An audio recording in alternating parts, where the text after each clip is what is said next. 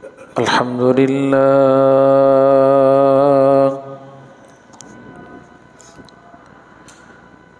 لله رب العالمين، والصلاة والسلام على سيد الأنبياء وأشرف المرسلين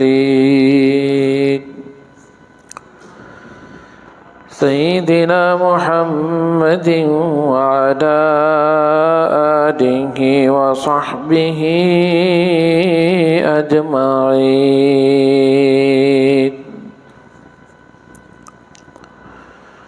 أما بعد، فقد قال الله تبارك وتعالى في القرآن المجيد والفرقان الحميد: أعوذ بالله من الشيطان الرجيم. بسم الله الرحمن الرحيم.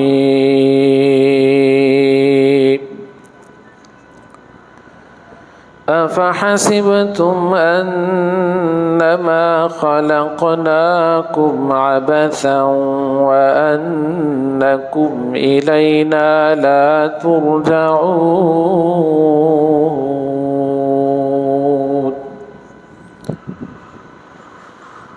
صدق الله مولانا العلي العظيم. وقال النبي صلى الله عليه وسلم: الكيس من دان نفسه وعمل لما بعد الموت، والعاجز من أتبع نفسه هواها ثم تمنى على الله، أو كما قال صلى الله تبارك وتعالى عليه وعلى آله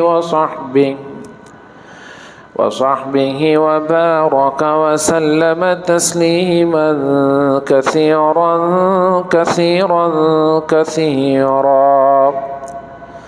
سبحانك لا علم لنا إلا ما علمتنا، إنك أنت العليم الحكيم. اللهم انفعنا بما علمتنا وعلمنا ما ينفعنا وزدنا علما. رب اشرح لي صدري ويسر لي أمري واحلل عقدة من لساني يفقه قولي. बुजुर्गान मुहतरम, नौजवानान मुकर्रम, अज़ीज़ दोस्तों,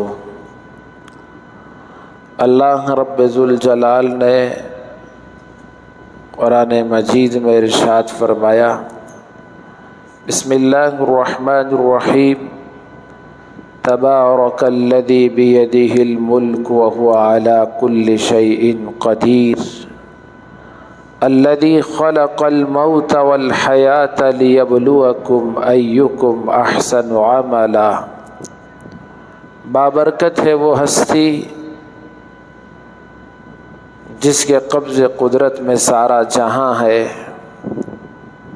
और हर चीज़ पर उसको कुदरत हासिल है, और उसी ने मौत को भी पैदा किया और ज़िंदगी को भी वजूद बख्शा। मकसद ये है कि वो जाने कि कौन आखिरत की तैयारी करता है, कौन मौत के बाद की ज़िंदगी की तैयारी कर लेता है, अच्छे आमाल का ज़ख़ीरा और तोशा कौन हमारे पास लेकर आता है, वो इसको आज़माना चाहता है। हमने हमारी एक ज़िंदगी जो अल्लाह की दी हुई है, एक मुख्तसर सी छोटी सी ज़िंदगी का ये वक्फ़ा है, ये अल्लाह की तरफ से दिया हुआ बहुत बड़ा इनाम है, उसकी बहुत बड़ी नेमत है। दुनिया की बहुत सारी कौमें ऐसी हैं जो ये समझती हैं कि ज़िंदगी की ये मुख्तसर सी मोहलत, یہ زندگی کا مختصر سا وقفہ ایسے ہی ہمیں ملا ہے، ایک دن ہم مر جائیں گے، ختم ہو جائیں گے، اور دوبارہ ہمارا کوئی پوچھنے والا نہ ہوگا۔ وہ لوگ زندگی کی حقیقت سے ناآشنا ہیں۔ ہم تو ازلی نہیں ہیں، اللہ کی ذات ازلی ہے۔ جب کچھ نہ تھا تو بھی خدا کی ذات اور ہستی موجود تھی، ہم نہیں تھے۔ اللہ تبارک و تعالی نے کائنات کو بنانے کا ارادہ کیا، اور اس کائنات میں روئے زمین پر اپنا خلیفہ اور نائب بھیجنے کا اس نے ارادہ کیا، تو اس نے روئے زمین پر خلیفہ بنانے کے لیے حضرت آدم کا پتلا بنایا، اس میں روح پھونکی، فرشتوں کو ان کے سامنے سجدہ کرنے کا حکم دیا، اور حضرت آدم علیہ السلام کے دہنے جانب ہاتھ پھیر کر ان کی ذریت کو پیدا کیا جو جنت میں جائے گی، اور ان کے بائیں طرف ہاتھ پھیر کر ان کی وہ اولاد پیدا کی جن کا ٹھکانہ جہنم میں ہوگا۔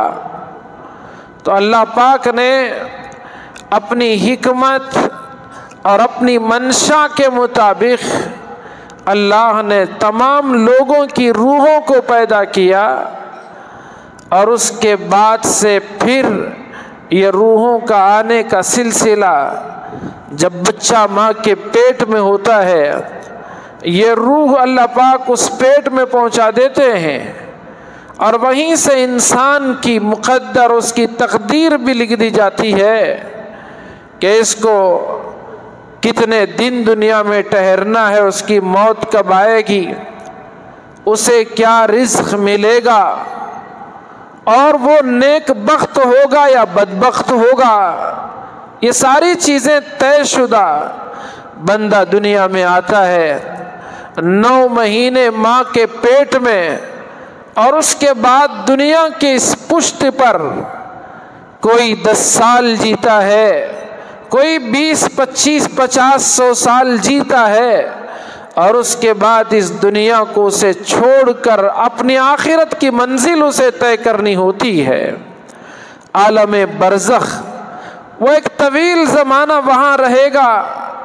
عالم برزخ کے بعد عالم محشر میں، جس کا ایک دن کانا، قرآن مجید میں اللہ پاک نے فرمایا کہ وہ ایک دن 50,000 سنہ 50,000 سالوں کے برابر کا ایک دن ہوگا۔ تو اس محشر کی زندگی انسان گزارے گا، وہاں اللہ کے سامنے پیشی ہوگی، حساب و کتاب، پھر اس کے بعد ابد الآباد کی زندگی۔ جہنمی جہنم میں چلے جائیں گے، اور جنتی جنت میں داخل ہو جائیں گے۔ اللہ تبارک و تعالی موت کو جہنم اور جنت اور جہنم کے درمیان میں موت کو موت دے دے گا، ایک مینڈے کی شکل میں اس کو ذبح کر کے موت کو موت آ جائے گی۔ پھر اگر کوئی ذات شروع سے باقی اور ہمیشہ باقی رہنے والی ہے تو وہ ایک اکیلے میرے آپ کے رب کی ذات ہوگی۔ اور اسی طرح انسان تو ازلی نہیں، پہلے تو وہ نہیں تھا، اللہ کے پیدا کرنے سے وہ وجود میں آیا، لیکن وہ ہمیشہ کے لیے پیدا کیا گیا ہے۔ ایسا نہیں ہے کہ انسان کی ایک مختصر سی زندگی، اس کے بعد کوئی اور زندگی اس کے ساتھ نہیں ہے، ایسا ہرگز نہیں۔ دنیا کی زندگی، پھر موت کے بعد برزخ کی زندگی، برزخ کے بعد حشر کی زندگی، اس کے بعد یا تو جنت اس کا مسکن ہو، اس کا مسکن رہے گا، یا جہنم اس کا ٹھکانہ ہوگا۔ لیکن بہرحال انسان ایک مرتبہ جو پیدا ہو گیا وہ ہمیشہ کے لیے ہے۔ کبھی وہ عالم ارواح میں ہوتا ہے، کبھی ماں کے پیٹ میں، کبھی دنیا کی پشت پر، کبھی قبر برزخ، کبھی حشر، اور اس کے بعد جنت یا جہنم۔ انسان کو اللہ نے ہمیشہ کے لیے پیدا کیا ہے۔ تو اس لیے جو مختصر سی زندگی اس دنیا کی اللہ نے دی ہے، اس کو امتحان گاہ بنایا. اچھا کرو تو بھی فوراً آپ کو انعام نہیں ملے گا. نماز پڑھ لیا, ابھی آپ کو انعام ظاہری کوئی تحفہ, سونا چاندی, ہیرے جواہرات سے آپ کو نہیں نواز دیا جائے گا. نماز چھوڑ دیا, کوئی ڈنڈا ہمارے سر پر نہیں پڑے گا. کیوں؟ یہ بدلے کی جگہ نہیں, یہاں ہمارے اعمال کا بدلہ نہیں. اگر اعمال کا بدلہ دنیا میں دے دیا جاتا, آپ بتائیں وہ صحابہ جن کے دن بھی انہوں نے چین سے نہیں گزارے, راتوں کی نیندیں ان کی پوری نہ ہوتی تھی, رات میں رب کے سامنے کھڑے ہوتے, سجدہ ریز ہوتے, اس کے سامنے ہاتھ اٹھا کر بل بلا کر فتح و نصرت کی وہ دعائیں مانگتے, اور دن میں میدان کارزار میں گھوڑوں کی پشتوں پر کبھی پیدل, کبھی اچھے ہتھیاروں سے, کبھی ٹوٹی ہوئی خنجروں سے وہ دشمن کا مقابلہ, اپنا دفاع نہیں کرتے. اگر وہ اتنا ہی دنیا میں بدلا ہوتا تو صحابہ اکرام رضوان اللہ علیہ مجمعین کو اللہ تبارک و تعالی دنیا کے امیر ترین لوگ بنا دیتا. کوئی اس میں صہیب رومی نہ ہوتا, کوئی بلال حبشی نہ ہوتا, کوئی عمار نہ ہوتا, کوئی یاسر نہ ہوتا, کوئی خباب نہ ہوتا, کوئی سمیہ نام کے صحابیہ نہ ہوتے جن کو بے دریغ طور پر بے دردی کے ساتھ ان ظالموں نے ستایا, تکلیفیں دی, پریشان کیا. تو ان صحابہ نے اپنا سب کچھ قربان کر دیا اور پیٹ پر پتھر باندھے. کیوں؟ وہ جانتے تھے دنیا امتحان گاہ ہے, اس سب کا اجر ہمیں اللہ کے یہاں پہنچ کر لینا ہے. لیکن دنیا کی زندگی میں چونکہ انہوں نے سمجھ لیا تھا, ان کے دلوں میں, ان کے سینوں میں, ان کے ذہنوں میں یہ یقین بیٹھ چکا تھا کہ یہ زندگی اصل زندگی نہیں, اس کے بعد کی ایک بڑی زندگی ہے. آرام کی جگہ وہ ہے لا عیش الا عیش الاخرہ, راحت کی جگہ تو آخرت کی جگہ ہے, عیش و عشرت کی جگہ تو آخرت کی زندگی کا ہے, وہاں تو ہمیں عیش و عشرت میں گزارنا ہے. لیکن دنیا کی زندگی میں نہ عیش ہے نہ راحت ہے, اور یا کوئی آرام کی, بدلے کی اور جزا کی, اللہ کی طرف سے انعام حاصل کرنے کی جگہ نہیں ہے. وہ اس حقیقت کو جانتے تھے. اسی لیے اللہ پاک نے فرمایا الذی خلق الموت والحیات لیبلوکم ایکم احسن عملا وهو العزیز الغفور. اللہ کی ذات زبردست غلبہ رکھنے والی ذات ہے, وہ معاف کرنے والی ہستی ہے, وہ بندوں کے بہانوں سے اللہ پاک ان کی مغفرت کر دیتی ہے. لیکن بندہ بھی تو جانے کہ یہ دنیا اس کے لیے ہمیشہ اور عیش و عشرت کی جگہ نہیں, بلکہ اس زندگی کو اللہ نے آخرت کی کھیتی کے لیے بنایا ہے. دنیا کی زندگی آخرت کی کھیتی ہے, اس میں جو بیج بوئے گا وہ کل قیامت میں فصل کاٹے گا. نیم کا بیج بو گے نیم کی فصل ملے گی, انگور کا بیج اور اس کی فصل کی کاشت کرو گے تو وہی پھل آپ کو آخرت میں ملے گا. دنیا تو ہمارے اعمال کی جگہ ہے, محنت کی جگہ ہے, یہاں کھیتی کا یہ سارا میدان ہے. جتنی جو یہاں کھیتی محنت کرے گا اللہ کے یہاں اس کا وہ اجر ملے گا. لیکن آج دنیا کی ان رنگینیوں نے ہمیں دنیا کا بنا دیا ہے, دنیا کے دھوکے میں مبتلا کر دیا ہے. اس پوری زمین کی اور اس کے خزانوں کی حقیقت اللہ کے پاس رسول اللہ نے فرمایا مچھر کے پر کے برابر بھی ہوتی تو اللہ ایک کافر کو ایک پانی کا گھونٹ بھی نہ دیتا. اے دنیا تو بے وقت بے حیثیت ہے. آدمی اس کے چکر میں اپنی موت کے بعد کی زندگی کو بھلا دیتا ہے. کیا دھوکہ دہی, کیا جھوٹ, کیا مکاری, کیا فریب, ہر راستہ اختیار کرتا ہے اس دنیا کو اکٹھا کرنے کے لیے. دھوکہ دے کر اپنے مال اور سرمایہ پونجی جمع کرنے کے لیے، اپنا گھر دکان چمکانے کے لیے نہ حلال کی تمیز اور نہ اسے حرام کی تمیز ہوتی ہے، وہ دھوکہ دینے کو اپنی عقل مندی سمجھتا ہے۔ میں نے بڑی ہوشیاری سے میں نے مال کمایا، اور لوگ بڑے دھڑلے سے کہتے بھی ہیں حضرت پہلے زمانے میں محنت سے کماتے تھے، اب ٹیکنک سے کمائیں گے۔ کیا ٹیکنک؟ یہی کہ ہم لوگوں کو دھوکہ دیں۔ کیا ٹیکنک؟ یہی کہ کسی یتیم کا مال کھا جائیں۔ کیا ٹیکنک؟ یہی کہ کسی بیوہ کو بے آبرو کر دیں۔ اللہ نے عقل دیا ہے، ہم نے اس کا غلط استعمال کیا۔ اللہ ہر چیز کا حساب لے گا، وہ ہمارے دن کی زندگی کا بھی حساب لے گا، راتوں کا بھی حساب لے گا، جوانی کا بھی حساب لے گا، پوری زندگی کا حساب لے گا، ہمارے مال کا حساب لے گا، ہمارے اعمال کا حساب لے گا۔ وہ آخرت میں خدا کے سامنے پیشی کوئی کھلونے اور چھوٹے موٹے کھیل اور ہم نے جو دنیا میں زندگی سمجھی اس طرح کا نہیں ہے، وہ اللہ کے یہاں بہت بڑا۔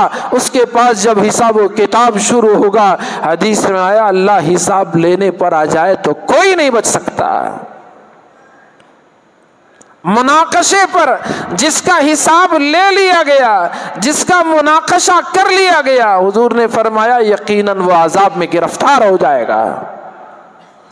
اسی لیے قرآن مجید میں اللہ پاک نے فرمایا وَأَمَّا مَنْ خَافَ مَقَامَ رَبِّهِ، جو اللہ کے سامنے کھڑے ہونے سے ڈرے، یعنی کھڑے ہو کر حساب دینے سے ڈرتا رہے، وَنَهَى النَّفْسَ عَنِ الْهَوَىٰ، اور اپنے نفس کو خواہشات سے بچاتا رہے، فَإِنَّ الْجَنَّةَ هِيَ الْمَأْوَىٰ، اس کا ٹھکانہ تو یقیناً جنت ہوگا، اسے جنت میں مقام ملے گا، جنت کے درجے ملیں گے، وہاں کے بالا خانے ملیں گے، حور و غلمان ملیں گے، نہریں، دودھ، شراب، صاف پانی اور بہترین شفاف شہد کی نہریں اسے ملیں گی۔ وہ جو چاہے گا جیسے چاہے گا زندگی گزارے گا۔ لا عیش الا عیش الآخرہ۔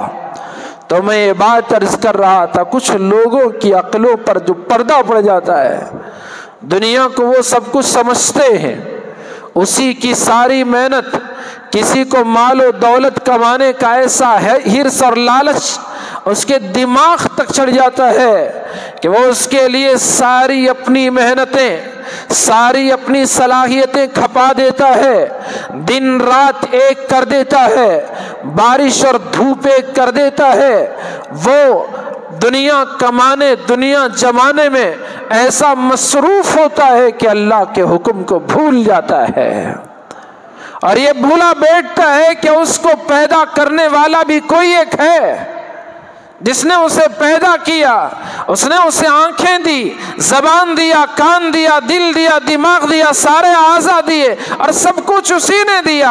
اس کے سانس لینے کے لیے ہوا بنائی، پینے کے لیے پانی کا انتظام کیا، کھانے کے لیے اناج اور غلے کا انتظام کیا، دیکھنے کے لیے آنکھوں کی بینائی اور سورج کی روشنی کا انتظام کیا۔ وہ یہ سب کچھ بھلا دیتا ہے، صرف دنیا کمانے، پیسہ بڑھانے اور اپنے بینک بیلنس کے اضافے کی چکر میں لگ جاتا ہے۔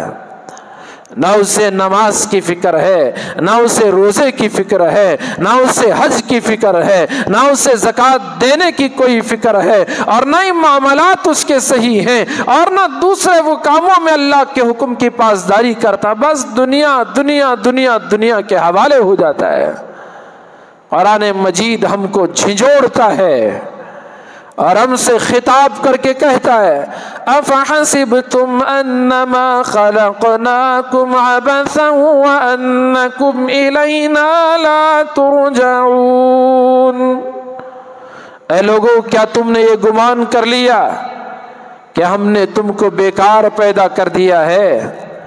تمہاری ایسے ہی زندگی، تم پیدا ہوئے اور ایک دن تمہاری موت، اور تم نے یہ سمجھ رکھا ہے، کیا تمہارا یہ گمان ہے کہ یہ زندگی بیکار ہم نے تم کو دے دی؟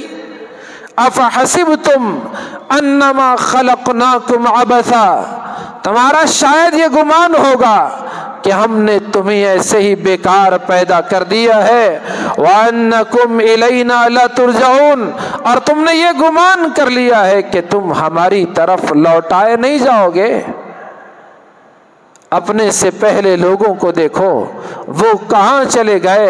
کیا تم نے شاید یہ سمجھ لیا کہ تم ایسے ہی پیدا ہوئے، مر جاؤ گے، تمہارا جسم گل سڑ جائے گا، ہڈیاں بوسیدہ ہو جائیں گی، دیمک تمہیں چاٹ کر جائے گی اور تمہارا کوئی وجود باقی نہیں رہے گا، تو ہماری پکڑ سے تم دور ہو جاؤ گے؟ خیال تو کرو، ہم نے تو تب تم کو پیدا کیا، تمہارا نام و نشان بھی نہیں تھا، جب تم کچھ نہ تھے تو ہم نے پیدا کیا۔ اور ایک بار پیدا کرنے کے بعد دوبارہ پیدا کرنا، بنانا ہمارے لیے کوئی مشکل نہیں، ہمارے لیے سب آسان ہے۔ تمہاری عقل سے سوچو، ایک بار جو کچھ نہیں تھا اس کو ہم نے پیدا کر دیا، اگر وہ گل جائے، اس کا جسم، اس کی ہڈیاں وہ گل جائے، ختم ہو جائے، تو کیا ہمارے لیے دوبارہ بنا دینا مشکل ہے؟ ہم تو اس سے اعلیٰ بنائیں گے۔ تمہارا دنیا میں 5 فٹ اگر تمہارا قد ہے تو ہم تمہیں جنت میں آدم کے 60 فٹ کے قد کا برابر بنا کر داخل کریں گے۔ ہم دوبارہ تم کو پیدا کریں گے، بنائیں گے۔ تو اللہ تبارک و تعالیٰ نے دنیا کی ہماری چھوٹی سوچ، اللہ کے لیے پہلی مرتبہ پیدا کرنا بھی وہی، دوسری بار بنانا بھی وہی، اس کے لیے کوئی کام مشکل، کوئی کام آسان ایسا ہرگز نہیں، وہ ہمارے بندوں کی طرف دیکھتے ہوئے ہے۔ ہمارے لیے ایک کام مشکل، ایک کام آسان، لیکن اللہ کے لیے کوئی کام مشکل نہیں، سب اس کے لیے آسان۔ کن فیکون، وہ کہے ہو جا تو سب چیز ہو جاتی ہے۔ اس کے ارادے پر، اشیاء کا وجود اس کے ارادے پر موقوف ہے، وہ ارادہ کرے چاہے، اللہ تبارک و تعالیٰ کے حکم سے چیزیں وجود میں آتی ہیں۔ تو اللہ تبارک و تعالیٰ نے ہم کو ایک بار زندگی دی تو ہمیشہ کی زندگی۔ افحسبتم انما خلقناکم عبثا وانکم الینا لا ترجعون، کچھ لوگوں نے عہدے اور کرسی، عزت، جاہ اور مرتبے کو سب کچھ سمجھ لیا کہ میری زندگی کا مقصد یہ کہ میں پرائم منسٹر بن جاؤں، میں صدر بن جاؤں، میں دنیا کا بڑا عہدہ حاصل کروں، تخت و تاج میرے قدموں میں آ گرے۔ کچھ لوگوں نے اس کو اپنی زندگی کا مقصد بنا لیا، اسی کے پیچھے دن رات اسی کی چکر، چاپلوسی اسی کے لیے، اور اسے تو کوئی نمازی اچھا نہیں لگتا، دیندار اس کی آنکھوں میں سجدہ نہیں، مولوی کی اس کے پاس کوئی قیمت اور حیثیت نہیں، مسجد کے امام کی کوئی قدر و قیمت نہیں۔ کیوں؟ دنیا کا عہدہ اس کی نظر میں بہت بڑا ہے۔ ذرا اس سے کہو، او اللہ کے بندے، فرعون تو تجھ سے بڑا کرسی والا تھا، بہت بڑا بادشاہ تھا، اس کے پاس تو بڑی سلطنت تھی، بنو اسرائیل کو اس نے اپنا غلام بنا لیا تھا، دن رات وہ بیچارے محنت کرتے، مزدوری کرتے، کوئی اس کے حکم کے خلاف نہیں کر سکتا تھا۔ 100-200 نے 4 صدیاں اس نے حکومت کی، بڑا لمبا عرصہ اس کی حکومت کا اس نے گزارا۔ نمرود سے پوچھو کہ اس کی حکومت اور بادشاہت کیسی تھی۔ شداد نے تو دنیا میں جنت بنائی۔ اللہ نے سب کچھ دیا تھا، اللہ کے دیے ہوئے مال کو رکھ کر وہ دھوکہ کھا گئے۔ انہوں نے سمجھا کہ یہی سب کچھ، میرا اختیار سب کچھ چلے گا۔ قارون تو حضرت موسیٰ علیہ السلام کی قوم کا انسان تھا، وہ تو ایمان والا تھا، لیکن حضرت موسیٰ کے حکم پر اس نے اللہ کی مرضی کے مطابق زکوٰۃ دینے سے انکار کیا۔ کیا اس کا خزانہ لوگ عش کیا کرتے تھے، رش کرتے تھے کہ کتنا یہ دولت مند ہے کہ ایک بہت بڑے پہلوانوں کی جماعت اس کے خزانوں کی چابیاں اٹھا کر چلتی تھی۔ کیسی اس کی دولت، کیا اس کی جمع پونجی سرمایہ. اور اسے جب کہا گیا اللہ کے نام پر زکوٰۃ اس مال کی دے غریبوں میں، تو یہ زکوٰۃ کا اس نے جیسے ہی بات کیا تو اس نے کہا میں نے میرے ہنر سے کمایا. جیسے ہم سمجھتے ہیں یہ میری عقل مندی حضرت، میرا ٹیلنٹ، یہ میرا اسکل، یہ میری چالاکی. اس نے بھی یہی کہا یہ میرا ٹیلنٹ ہے، یہ میری چالاکی ہے جو میں نے حاصل کیا، میں کیوں دوں؟ میں تو نہیں دوں گا. پھر کیا ہوا؟ اللہ پاک نے جس مٹی سے اس کو پیدا کیا تھا اسی مٹی کو حکم دیا کہ اس کو اپنے اندر کھینچ لے. انسان کا غرور جب سر چڑھ کر بولنے لگتا ہے تو ذلت اس کا مقدر بن جاتی ہے. انسان جب تکبر میں سر اٹھا کر چلنا چاہتا ہے اللہ اس کے اس تکبر کو توڑ دیتے ہیں اور ذلت اور رسوائی اس کا دن رات کا بچھونا بن جاتی ہے. خبردار، وہ کبریائی تو اللہ کی، ہمارے رب کی چادر ہے، جو اسے کھینچنا چاہے تو خود کی چادریں تار تار ہو جائے گی. ہمارے رب نے ہم کو پیدا کیا، کبیر ذات تو اس کی ہے، متکبر وہ ہے، وہ کبریائی والا ہے، وہ عظمتوں والا ہے، بڑائی تو اسے سجتی ہے. ہم تو مٹی سے پیدا ہوئے ہیں اور مٹی کی کیا حیثیت ہے کہ وہ رب کے سامنے اپنی اکڑ دکھائے. اسی لیے اللہ نے فرمایا لا تمشی فی الارض مرحا، میرے بندے میں نے تجھے پیدا کیا، اب زمین میں تو اکڑ کے چلتا ہے، اکڑ کر مت چل. انک لن تخرق الارض ولن تبلغ الجبال طولا، تیری یہ اکڑ تو اس سے نہ زمین کو چیر سکتا ہے نہ پہاڑوں کی بلندی کو چھو سکتا ہے. پھر تیری اکڑ کے معنی کیا، کیا فائدے کیا ہیں؟ انک لن تخرق الارض ولن تبلغ الجبال طولا. تو انسان یا تو مال و دولت یا عہدہ اور کرسی و عزت، منصب، جاہ و منصب کی لالچ میں اسی کو اپنی زندگی کا مقصد بنا کر اسی کے پیچھے پڑا رہتا ہے. وہ انسانوں کی تاریخ کو بھول جاتا ہے، اپنے آباء و اجداد کو بھول جاتا ہے کہ ان کے نام بھی بہت بڑے تھے، ان کے مونچھ بھی بہت بڑے تھے، وہ بھی بڑے سینہ چوڑا کر کے چلتے تھے، وہ خاک ہو گئے. اب ان کا نام لینے والا دنیا میں نہ رہا. اپنوں کو تو دیکھ کر اپنی زندگی کی قدر کرو کہ یہ زندگی غرور کے لیے یا دھوکہ کھانے کے لیے نہیں بلکہ آخرت کی تیاری کے لیے اللہ نے دیا ہے. افحسبتم انما خلقناکم عبثا وانکم الینا لا ترجعون. زندگی تو اللہ کے پاس حساب دینے کے لیے ہے.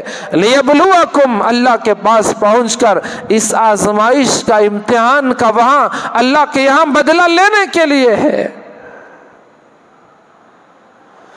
تو میں عرض کر رہا تھا انسان کی یہ دو ہی فکریں، عزت و منصب یا مال و دولت، اسی کے پیچھے اپنا سب کچھ کھپا دیتا ہے. یا تو جیتے جی یہ عہدہ انسان سے چھن جاتا ہے. کوئی عہدہ مل بھی جائے آدمی اسے جے جے کرے گا، زندہ باد کے نعرے لگائے گا، اور جیسے ہی کرسی سے ذرا بازو ہوا، قسمت اس کی ساتھ نہ دی، پھر وہی زندہ باد سے مرد آباد ہو جائے گا. جو اب تک اس کے سامنے کھڑے تھے وہ سب دوسرے کے پاس چلے جائیں گے. یہ ہے کرسی اور منصب. اور مال و دولت کا بھی یہی حال ہے. جب تک مال و دولت کے لیے جو کچھ کیا کرتا رہا اور کچھ مال پیسہ جمع کر لیا، بیماری آئی ساری پونجی ہسپتال میں خرچ ہو جائے گی. یا کہیں دھوکہ ایک بار کھایا، پوری زندگی جوانی بھر کی کمائی دولت کہیں ایک جگہ اسٹک ہو جاتی ہے تو وہاں سے اسے پھر دوبارہ پیسہ نہیں نکال سکتا. یا آخری درجہ موت تو ہے ہی، سب کچھ یہیں رہ جائے گا اور یہ بندہ اپنے کفن کے ساتھ جائے گا اور دیمک اس کفن کو بھی، مٹی وہ کفن بھی نہیں چھوڑے گی، اس کو بھی کھا کر ختم کر دے گے. جس طرح سے دنیا میں آیا اسی طرح وہ قبر کے حوالے ہو جائے گا۔ افحسبتم انما خلقناکم عبثا وانکم الینا لا ترجعون، اور ذات بلند کس کی؟ فتعال اللہ الملک الحق، جو حق ذات ہے، بادشاہ ہے، وہ اللہ کی ذات ہے، وہی بلندی والی ذات ہے، اسی کو سربلندی ہے، اسی کو اونچا مقام حاصل ہے۔ تو باقی سب اللہ کے یہاں غلام ہیں، اس کے بندے ہیں، ہم اس کے حکم کے تابع ہیں۔ اسی لیے رسول اکرم صلی اللہ علیہ وسلم نے ارشاد فرمایا، دنیا کی زندگی میں عقل مند کون ہے؟ ہمارے ذہنوں میں بھی یہ سوال اٹھتا ہے اور ہم خود اپنے ذہنوں سے جواب دیتے ہیں۔ عقل مند وہ ہے جو پڑھ کر ڈاکٹر بن جائے اور اچھی کمائی کرے، عقل مند وہ ہے جو ایک لائر بن جائے، جھوٹ بول کر اپنے جھوٹ کا بنگلہ بنائے، اچھا پروفیسر بن جائے، پڑھائے نہ پڑھائے تنخواہ لے کر وہ چکنا ہو جائے، اور اسی طرح انجینئر بن جائے، ایک اچھا وہ کنٹراکٹر بن جائے، یہ ہو جائے وہ ہو جائے۔ ہم سمجھتے ہیں کہ بڑا عقل مند آدمی ہے، دنیا میں اس نے بہت اچھے راستے اختیار کیے کمانے کے لیے۔ اور کچھ لوگ عہدہ کرسی پر پہنچ کر سمجھتے ہیں کہ بڑا عقل مند۔ رسول اللہ سے پوچھیں آپ کیا فرماتے ہیں؟ میرے اور آپ کی آقا صلی اللہ علیہ وسلم نے دنیا کو بھی دیکھا ہے اور آخرت کو بھی اپنے نظروں سے دیکھا ہے۔ آپ مخبر صادق ہیں، آپ نے ہر بات پورے ٹھیک طریقے پر ہم کو بتلائی ہے، قربان جائیں۔ رسول اکرم نے فرمایا الکیس من دان نفسا، عقل مند وہ ہے جو خود کا محاسبہ کرتا ہے۔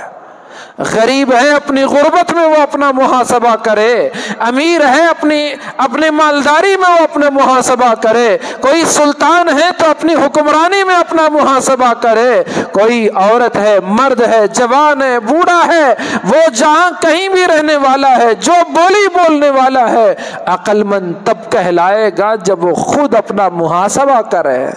الکیس من دان نفسا وعمل لما بعد الموت، اور وہ موت کے بعد کے لیے اپنی ساری توانائی صلاحیتیں خرچ کرے، اس کا عمل موت کے بعد کے لیے ہوگا، تیاری اس کی موت کے بعد کی زندگی کی ہوگی۔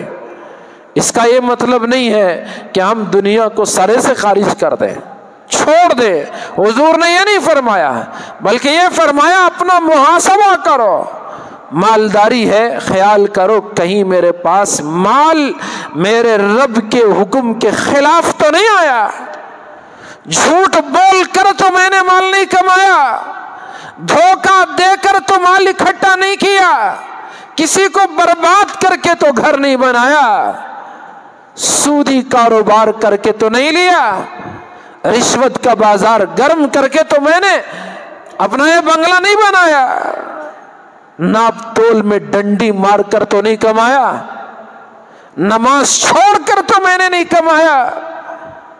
یہی تو حضور نے فرمایا اپنے آپ کا محاسبہ کرے۔ غریب ہے، غربت میں اس کی زبان سے ناشکری کے الفاظ نہ نکلے۔ اللہ کی مرضی ہے، امیر کو مال دے کر وہ آزماتا ہے تو غریب کو غربت میں رکھ کر آزماتا ہے، صحت مند اور توانا کو صحت میں رکھ کر آزماتا ہے، بیمار کو بیماری میں آزماتا ہے۔ وہ بیماروں ذرا سوچو، حضرت ایوب علیہ السلام نے 18 سال بیماری میں گزارے، گھر بھی گیا، اولاد بھی گئی، فصلیں سب کچھ چلی گئی، اور گاؤں سے باہر ان کو لوگوں نے ڈال دیا، لیکن اس حال میں بھی ان کی زبان پر کبھی رب کی شکایت نہ آئی، وہ ہمیشہ اللہ کا شکر ادا کرتے تھے۔ اللہ نے پھر صحت دیا، سب کچھ اللہ نے دگنا نوازا۔ صحت کے ایام میں لوگوں نے ان سے پوچھا ایوب بتاؤ تمہاری بیماری کے ایام کیسے گزرتے تھے؟ وہ جواب دیتے، قربان جائیں سیدنا ایوب علیہ السلام پر جواب دیتے، میرے وہ بیماری کے ایام مجھے میری صحت کے ایام سے زیادہ مجھے محبوب ہیں۔ پوچھنے والے نے پوچھا وہ کیوں؟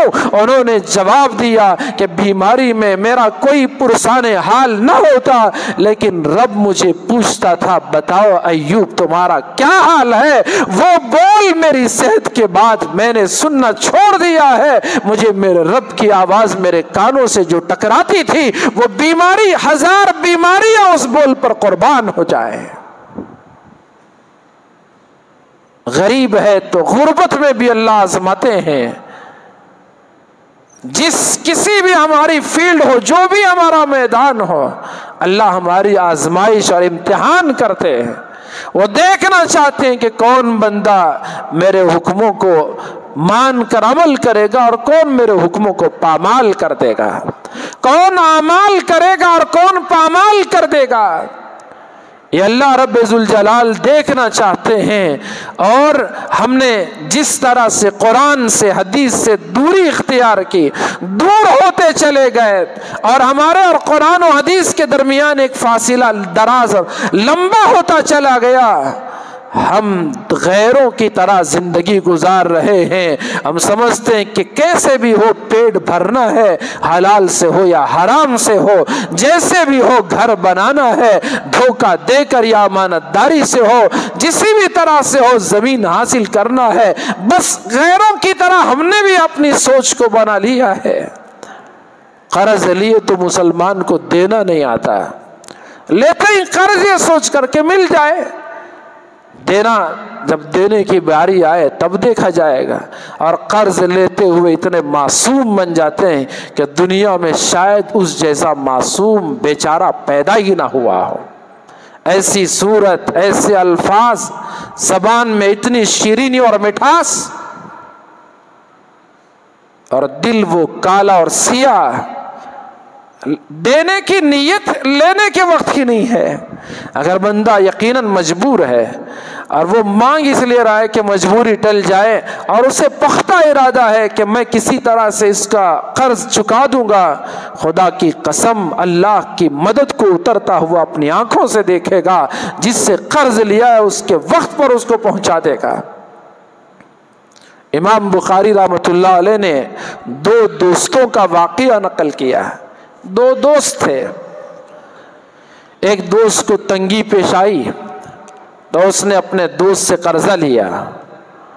اتفاق سے کچھ فاصلے پر ایک دوست رہتا تھا، یہ سمندری راستہ طے کر کے جہاز سے سفر کر کے اپنے دوست کے پاس پہنچا، قرض لیا، 1000 اشرفی قرض لیا، اور اسے وعدہ کیا فلاں مہینے فلاں تاریخ کو تمہارا یہ قرض میں واپس کر دوں گا۔ تو ابھی اپنا کام پورا کر لیا، وہ مہینہ، وہ دن، وہ تاریخ آ گئی جس میں اسے قرض لوٹانا تھا، تو اس لیے وہ قرض واپس کرنے کے لیے اس نے ساری کوشش کی، اور اللہ نے اس کی مدد کی، وہ انتظام بھی ہو گیا۔ آدمی اگر سچے دل سے مجبوری میں، پہلے تو یہ کوشش کریں کہ ایسا موقع ہی نہ آئے کہ ہم کسی سے قرض لیں۔ آدمی قرض لینے کی عادت جب ڈال لے گا، سستی کاہلی پیدا ہوتی ہے، اسے واپس کرنے کی، چونکہ اب قرض مل رہا ہے، فلاں سے قرض لیا۔ اور کئی لوگوں کے ایسے داماد بھی ہیں جو سسر پر، ساس پر، بیوی پر بوجھ بن جاتے، اب وہ کام نہیں کرتے، اچانک سے ایسا ہو گیا، ایسی چکنی چپٹی باتیں کہہ کر کبھی اس سالے سے قرض لیا، کبھی اس سے لیا، کبھی فلاں سے لیا، کبھی باپ سے لیا، کبھی سسرے سے لیا، ارے کرتے کچھ نہیں، لیکن ایسے جیسے ان سے زیادہ مصروف کوئی دنیا میں پیدا ہوا ہی نہیں۔ لک بزی ڈو نتھنگ کا معاملہ ہے، اتنے مصروف دکھتے ہیں کہ کام ان سے زیادہ کسی کو ہے نہیں، لیکن کرتے کچھ نہیں۔ تو ایسے بھی لوگ ہیں، کیوں؟ قرض مل رہا ہے تو چوری کیوں کرے؟ تو یہ وہ ایک دھندا بنا لیتے ہیں۔ لیکن اگر وہی قرض لیتے ہوئے یہ دل میں پکا ارادہ کرے کہ وقت پر اپنا یہ مال صاحب مال کو لوٹا دوں گا، اللہ اس کی مدد کرے گا، اس کا انتظام کرے گا، اور وہ وقت پر لوٹا بھی دے گا۔ قرض لینا فی نفسہ ہی بری بات نہیں ہے، لیکن قرض لینے کی عادت ڈالنا یہ بہت بری بات ہے۔ اگر اسے قرض نہ ملے تو سود پہ جائے گا. اور یہ کیوں؟ اسے اپنی خواہش کو پورا کرنا ہے. اسی لیے حضور نے فرمایا عاجز انسان وہ ہے من اتبع نفسہ ہواہا، جو اپنے نفس کو اس کے خواہشات پر لگا دے، خواہشات نفس کے پیچھے پڑ جائے. اس نے بیٹی کی اچھی شادی کی، میں بھی دھوم دھام سے کروں گا. اس نے اچھا گھر بنایا، میں اس سے ایک فلور زیادہ بناؤں گا. یہ اس کے نفس کی خواہش ہے. اگر ضرورت کے حساب سے کشادہ اور بڑا گھر ہی صحیح بناتا، اللہ کی طرف سے مدد ہوتی. لیکن یہ خواہشات کے پیچھے انسان جو پڑے گا تباہ ہو جائے گا. پھر کیا ہوگا؟ شادی بیاہ میں لاکھوں کا قرضہ کرے گا، قرض نہ ملے تو سود پر قرض لے گا، اور پھر زندگی پوری اسے پھیڑتے ہوئے گزار دے گا. جو اب تک اکڑ کر چلا کرتا تھا، سود کا قرض کا بوجھ ایسے کہ اب اسے نظر نیچے رکھ کر چلنا پڑے گا. تو خواہشات انسان کو عاجز بنا دیتے ہیں، خواہشات انسان کو تباہ و برباد کر دیتے ہیں. والعاجز من اتبع نفسہ ہواہا.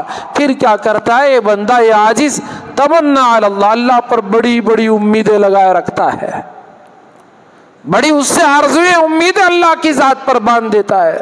خود تو کچھ کرتے نہیں ہیں، ہمیشہ گناہوں میں، لیکن امیدیں بڑی بڑی. ہنسی آتی ہے مجھے حضرت انسان پر، ہنسی آتی ہے مجھے حضرت انسان پر، فعل بد تو خود کرے لعنت کرے شیطان پر. ہم تو کچھ کیے تو بھی گناہ کرتے ہیں اور اللہ کی ذات پر بڑی امید لگائے بیٹھتے ہیں کہ وہ تو اللہ کا دشمن ہے، اللہ اسے رسوا کرے گا، مجھے معاف کر دے گا. سچے دل سے توبہ کرنے کی بھی تو ضرورت ہے. اور توبہ کا مطلب یہ ہے کہ آدمی پھر گناہ کے قریب نہ جائے اور اللہ سے وعدہ کرے کہ مجھے معاف کر اور پھر میں اس گناہ کے قریب نہ جاؤں گا. یہ نام ہے توبہ کا. رجوع الی اللہ، اللہ کی طرف لوٹ جانا. توبہ کے معنی لوٹنے کے، یعنی گناہ سے پلٹ کر خدا کی طرف لوٹ جانا.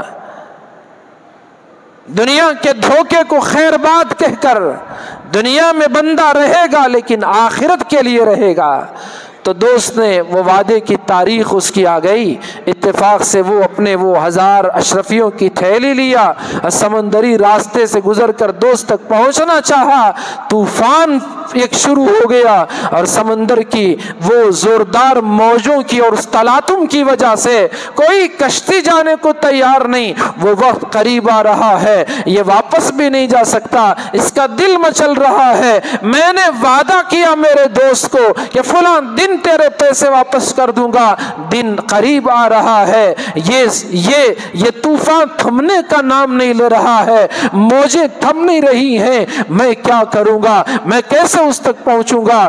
کس کشتی والے کو بلائے گا؟ ہر کوئی اسے انکار کر رہا ہے کہ میں نہیں آؤں گا، میں تیرا ساتھ نہیں دے سکتا، ہم ڈوب جائیں گے، تباہ ہو جائیں گے. وہ واپس ہونے ہی والا تھا. اسے ایک لکڑی نظر آئی تو اس نے اپنی وہ 1000 اشرفیوں کی تھیلی اس لکڑی میں سوراخ کر کے اس نے ڈال دیا اور اس کو کسی طرح بند کر دیا اور اسے سمندر کے حوالے اللہ کو گواہ بنا کر ڈال دیا. میرے مولا، میں نے تیری ذات پر بھروسہ کر کے اس بندے سے قرض لیا تھا، وہ دن آ رہا ہے، میں سمندر کے حوالے کر رہا ہوں. ہو سکتا ہے میرا دوست سمندر کے اس پار میرا انتظار کرے گا. اے اللہ، کسی طرح تو اس تک یہ امانت پہنچا دے. اس نے اللہ پر بھروسہ کیا، اس کو اس حوالے کر دیا. اور جب پھر طوفان تھم گیا، اس نے پھر سے 1000 اشرفیاں لی اور وہ لے کر دوبارہ اپنے دوست کے پاس پہنچا اور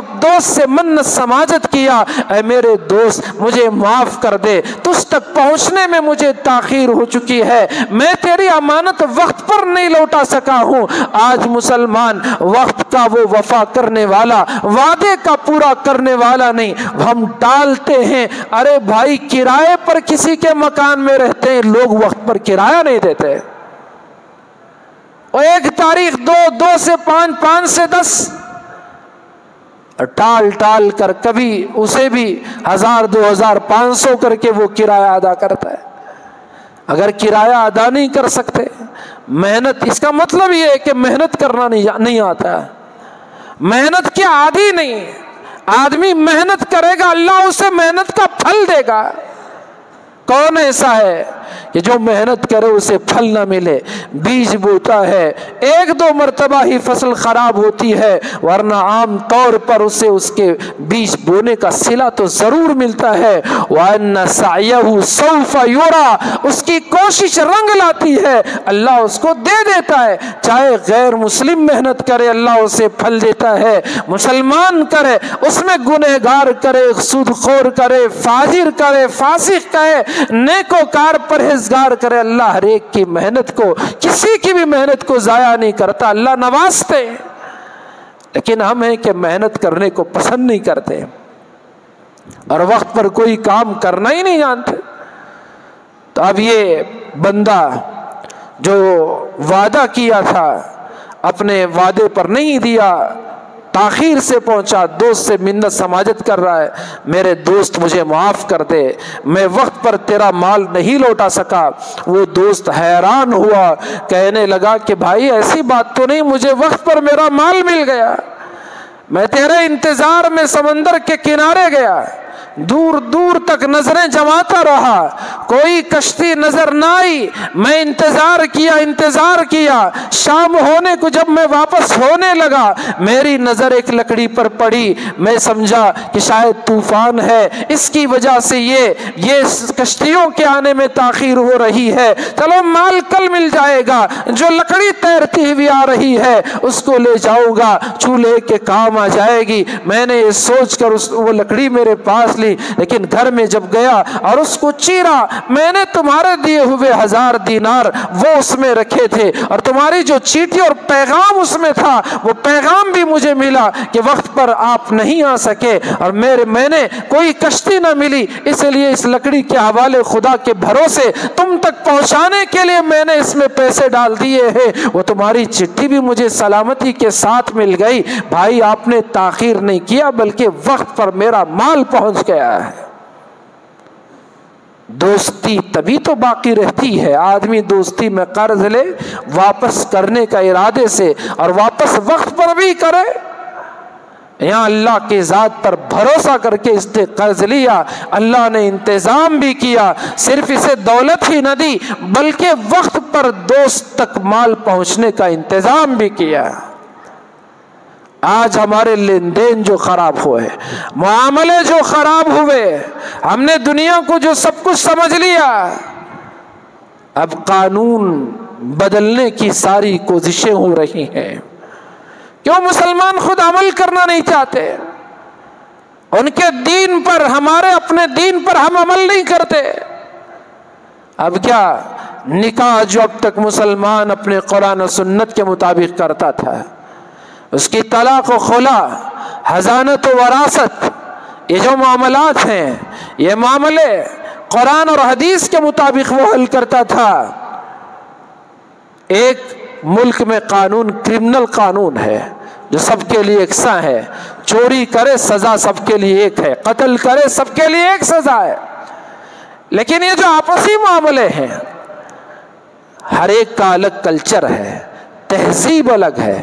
یہ ہمارا ملک کئی مذہب کے ماننے والوں کا گہوارہ ہے، اس ملک میں کبھی ایک مذہب نہیں رہا، مختلف مذہب کے ماننے والے اس ملک میں رہے، ہر ایک کی تہذیب الگ، اور اس ملک میں مسلمان بھی 14 صدیوں سے آباد ہیں۔ حضرت عمر کے زمانے میں یہاں اسلام کی روشنی جگمگانے لگی، تب سے اس مسلمان یہاں آباد ہیں، تب سے مسلمانوں کا مذہب ہے، اور اس مذہب سے جڑی ان کی تہذیب ہے، ان کا ایک کلچر ہے، اور کبھی کسی نے زبردستی اس ملک کے کسی قوم اور کسی مذہب کے ماننے والوں کے کلچر اور ان کے مذہب کو بدلنے کی کوشش نہیں کی، اور اس ملک میں کبھی ایک قانون نہ رہا، بلکہ ان کے مذہبی معاملات میں سب کے الگ الگ قوانین رہے، اسی کے حساب سے ملک ہمیشہ سے چلتا رہا۔ مسلمان تھے لیکن پکے مسلمان تھے، مومن تھے، سچے مومن تھے، تخت و تاج انہیں تہجد سے دور نہیں رکھتی تھی۔ نوکر چاکر سب کچھ ہوتے، لیکن دولت مند اللہ کے حضور اپنے سر کو جھکاتا تھا۔ اور ہم اتنے غافل ہو گئے، ہفتے میں ایک دن جمعہ میں بھی اللہ کے گھر میں وقت پر پہنچنے کی ہماری حیثیت نہ رہی۔ یہ ہماری ایمانی درجہ بندی، یہ ہماری ایمانی کیفیت، اسلامی پہچان و علامت۔ جمعہ ہمارا عید کا دن ہے، دنوں میں سردار ہے، فضیلت والا دن، اس میں بھی ہم وقت پر پہنچ نہیں پاتے۔ یہ ہماری حالت، کتنا ہم گھٹیا ہو گئے، کیسے ہم مسلمان نام کے مسلمان رہ گئے۔ 5 وقتہ نمازوں کا پوچھنا ہی کیا ہے، کیا وہ نوبت و کیا وہ حالت آ چکی ہے۔ اور دیگر عبادات و معاملات، ہماری شادی بیاہ کسی راجپوت کے شادی گھرانے سے کم نہیں ہوتی۔ کیا رسمیں، کیا ریتیں، کیا رواج، اور کتنا پیسہ ہم فضول برباد کر دیتے ہیں۔ قرآن نے کہا ان المبذرین کانوا اخوان الشیاطین، چاہے شادی بیاہ کے موقع پر یا کسی اور موقع پر جو بے دریغ پیسہ بہاتا ہے وہ شیطان کا بھائی ہوتا ہے۔ ان المبذرین کانوا اخوان الشیاطین۔ پھر خدا کی مدد کہاں سے آئے گی، اللہ کی نصرت کہاں سے آئے گی، اس گھر میں چین کہاں نصیب ہوگا جس گھر میں فضول خرچی سے ہم نے تعمیر کی ہو، راحت کیسے نصیب ہوگی۔ ان المبذرین کانوا اخوان الشیاطین۔